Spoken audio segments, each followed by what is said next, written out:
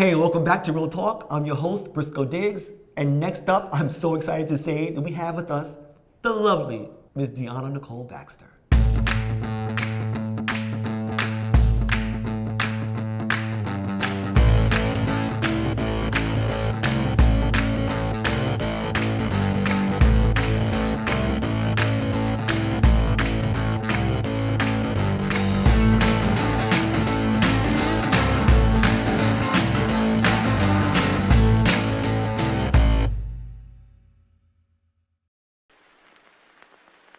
Thank you so much, Diahanna, for being here. Really appreciate it. Thank you for having me. Oh, gosh. I've been wanting you for a long time. Oh, well, darling, tell everybody about it. So let's start with the first easy question. No, it's not so easy. When did you decide you wanted to be an entertainer? That's so interesting. Usually it's not entertainer that people ask me that. I like that. Okay. I would even say storyteller. There you go. No, but first time I decided, well, that I even told myself that it's a possibility to make a living out of what I dreamed to do was right after college. Okay. The real deciding moment was I had applied for a Fulbright scholarship, and when you apply for a Fulbright in undergrad, when you're getting ready to graduate, there's different boards, the US board, and then whatever country that you're going to be going into to do your research. And my first letter I got from the US board, and it was a go, and I passed. And then I told myself, I was really confident that I'd get a yes from Morocco. That's the country I was going to be doing some research in. And I got that letter, and it was like, nope, we don't want you. And at least that's what it felt like, we don't want you. And I think it was the first time, too, that I hadn't been able to get what I wanted through hard work in academia. Okay. So I was devastated, but I told myself, if I don't do this, for me it was a sign. It's your deciding factor, because what I really wanted to do was move to New York City and act and train and all of that.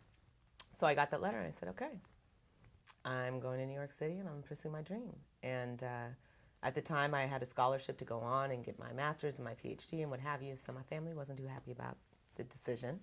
But yeah, that was the deciding moment, and I moved up to New York City and didn't leave for 5 years. And what was that like? Was it hard, navigating New York and trying to get representation or something like that? Oh, representation in New York? Did I ever have representation? Yes. I did have representation briefly in New York, but absolutely. First started, I went up to New York. I remember, I think it was like the first week I was in New York, and I went out to a club and met some guy who was with a group of people, and he was like, oh, I'm looking for your type just for my movie, and da-da-da-da-da-da-da.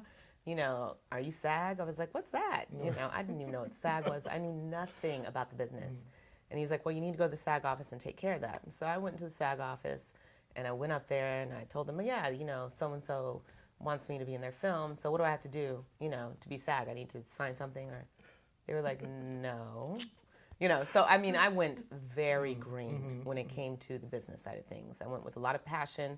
I'd done theater at Duke as well as in high school. And, I'd always loved theater and being on the stage. But when it came to the business of acting, I didn't know what the heck I was doing. I had no idea what I was doing. Wow. So it definitely was, it was a journey. It was a learning process. So after your 5 years in New York, you moved to Los Angeles. I did. Okay, and what was that like? What's the difference between those two as far as the business is concerned? Well,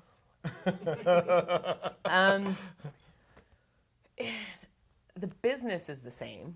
I think it's the same rules, same, basic structure of the business. I came out from New York with an off-Broadway show.